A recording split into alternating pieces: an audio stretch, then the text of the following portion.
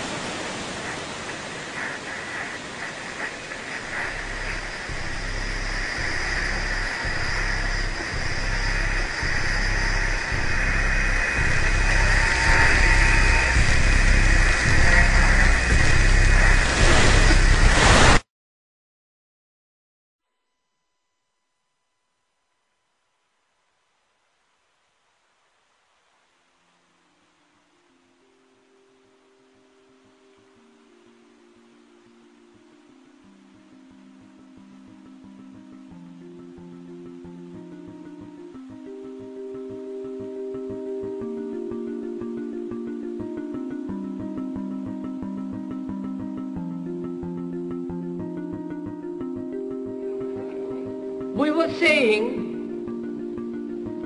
how very important it is to bring about in the human mind the radical revolution. The crisis is a crisis in consciousness, a crisis that cannot anymore accept the old norms, the old patterns, the ancient traditions. And considering what the world is now, with all the misery, conflict, destructive brutality, aggression, and so on,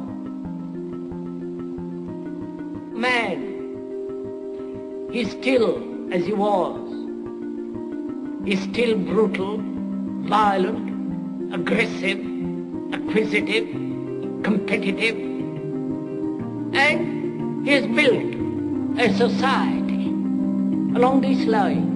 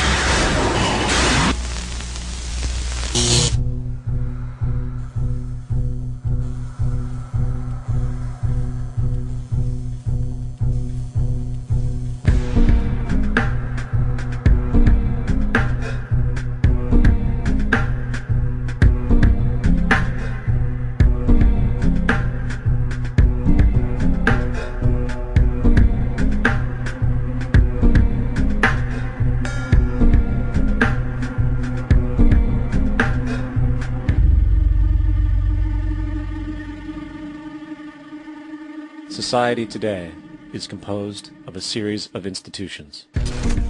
From political institutions, legal institutions, religious institutions, to institutions of social class, familial values, and occupational specialization. It is obvious the profound influence these traditionalized structures have in shaping our understandings and perspectives.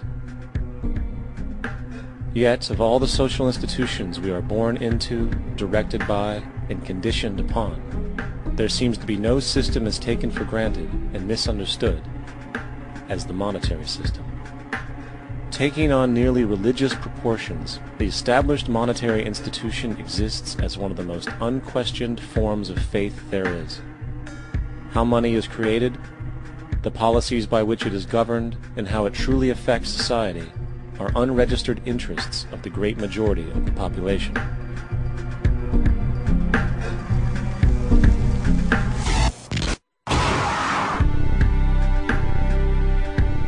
In a world where 1% of the population owns 40% of the planet's wealth, in a world where 34,000 children die every single day from poverty and preventable diseases, and where 50% of the world's population lives on less than $2 a day, one thing is clear: something is very wrong.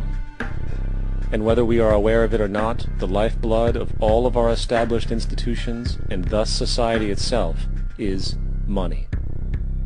Therefore, understanding this institution of monetary policy is critical to understanding why our lives are the way they are. Unfortunately, economics is often viewed with confusion and boredom. Endless streams of financial jargon coupled with intimidating mathematics quickly deters people from attempts at understanding it. However, the fact is, the complexity associated with the financial system is a mere mask, designed to conceal one of the most socially paralyzing structures humanity has ever endured.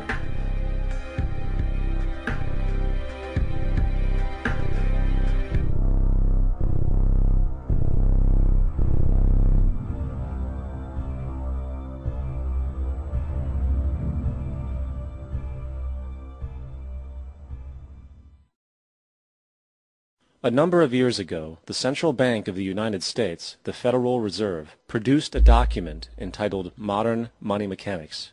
This publication detailed the institutionalized practice of money creation as utilized by the Federal Reserve and the web of global commercial banks it supports. On the opening page, the document states its objective. The purpose of this booklet is to describe the basic process of money creation in a fractional reserve banking system. It then proceeds to describe this fractional reserve process through various banking terminology, a translation of which goes something like this. The United States government decides it needs some money, so it calls up the Federal Reserve and requests, say, $10 billion. The Fed replies, saying, sure, we'll buy $10 billion in government bonds from you. So the government takes some pieces of paper, paints some official-looking designs on them, and calls them treasury bonds. Then it puts a value on these bonds to the sum of $10 billion and sends them over to the Fed. In turn, the people at the Fed draw up a bunch of impressive pieces of paper themselves, only this time calling them Federal Reserve notes, also designating a value of $10 billion to the set. The Fed then takes these notes and trades them for the bonds. Once this exchange is complete, the government then takes the $10 billion in Federal Reserve notes and deposits it into a bank account. And upon this deposit, the paper notes officially become legal tender money, adding $10 billion to the U.S. money supply. And there it is. $10 billion in new money has been created. Of course, this example is a generalization, for, in reality, this transaction would occur electronically, with no paper used at all. In fact, only 3% of the U.S. money supply exists in physical currency. The other 97% essentially exists in computers alone. Now, government bonds are, by design, instruments of debt, and when the Fed purchases these bonds, with money it essentially created out of thin air, the government is actually promising to pay back that money to the Fed. In other words, the money was created out of debt. This mind-numbing paradox of how money or value can be created out of debt or a liability will become more clear as we further this exercise. So, the exchange has been made and now $10 billion sits in a commercial bank account. Here's where it gets really interesting. For as based on the fractional reserve practice, that $10 billion deposit instantly becomes part of the bank's reserves, just as all deposits do. And regarding reserve requirements, as stated in modern money mechanics, a bank must maintain legally required reserves equal to a prescribed percentage of its deposits. It then quantifies this by stating, under current regulations, the reserve requirement against most transaction accounts is 10%. This means that with a $10 billion deposit, 10% or $1 billion is held as the required reserve, while the other $9 billion is considered an excessive reserve and can be used as the basis for new loans. Now, it is logical to assume that this $9 billion is literally coming out of the existing $10 billion deposit.